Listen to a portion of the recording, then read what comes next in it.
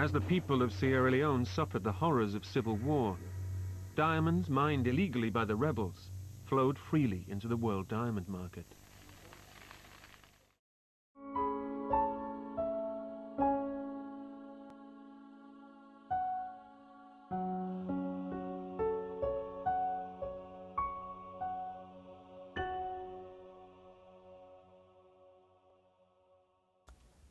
The blood diamond war did not only affected me, it affected every child that was born during that time, from 1990 up to 1996. When this war started,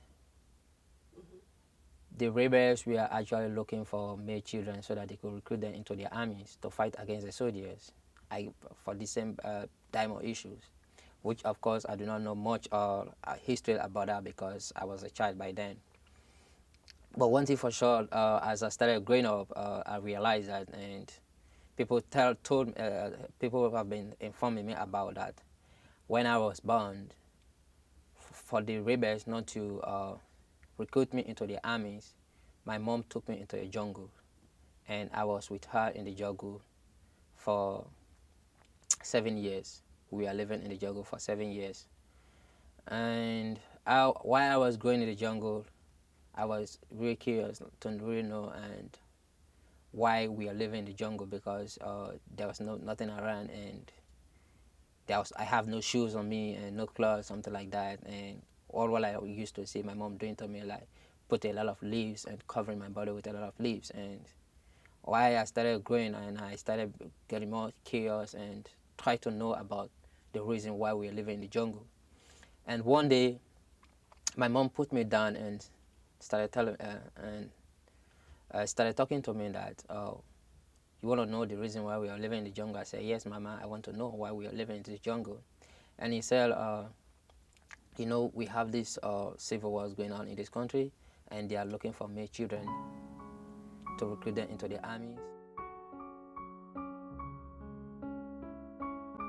There was like, it's not a real house. It's just something made up of trees, and that is where we used to sleep. What? Something made out of trees, tree house.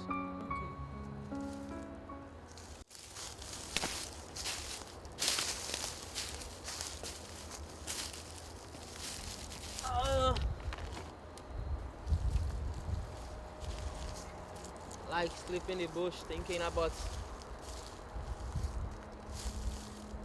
my childhood.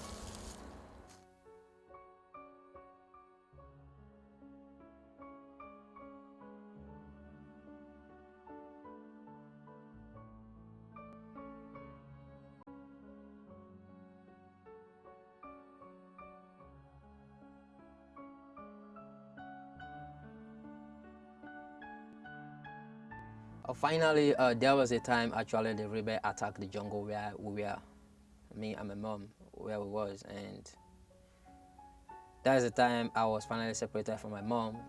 They took me to the second capital city in Sierra Leone, and I was in this city as a child, living on the street because I have nowhere to go. I have no relative in this city, and things were really bad in the country. So I have no hope that, oh, am I gonna see my mom one day? So I was living on the street and doing a lot of child labors just for me to survive, and sleeping on the marketplaces or helping people in the market so that I would eat something that they left in the market. And sometimes I go down to this little, it's kind of like a restaurant, but we don't actually call that a restaurant in our country because it's like an open place where they sell food, and you have to wait when people eat this food, and then you have to wait when somebody says, oh, I'm tired, I cannot finish this food, and then they give it to me, and that was the kind of food, that was the kind of thing I was living on. Uh, so during that time, I have no hope that I could see my mom. I was not alone on the street. There was a lot of other children who were with me there, who were living on the street. There was a lot of thousands. There are children who are bigger than us, and we have a lot of fight. Like, I was a little bit small, so by then I received a lot of like abuse because sometimes I would do something and this other boy would come on to me and started trying to fight with me, and at the end of the day, I end up being bullied in the street. So that's how the rebel world affected me.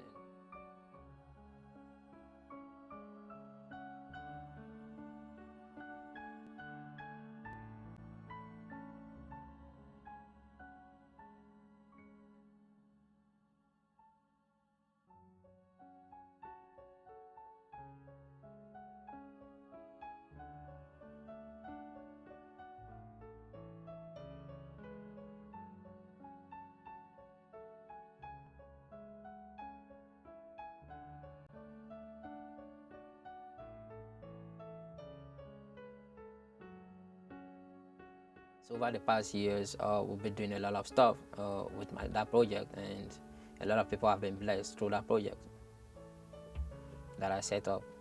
So we built up our maternity health center for women, and we build up our schools. We have a school in Bo, and we have a lot of kids who are going to this school.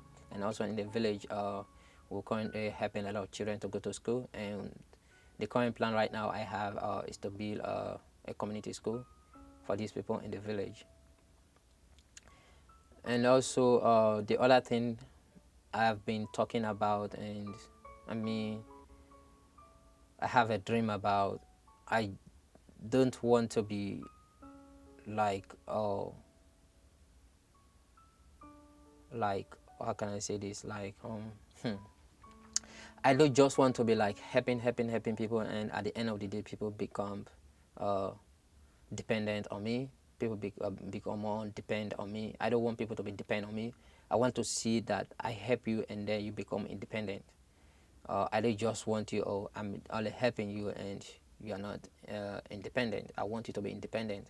So what over the years I've been thinking about, and which I've already started doing right now, I'm doing entrepreneurship, which means I give certain portion of responsibility to these community people, and I make sure that I provide what needs to be done with that kind of with the responsibility that I wanted to do, and at the end of the day they do it, and what they do, they use that to try to be more independent on themselves and to be able to cater for their families.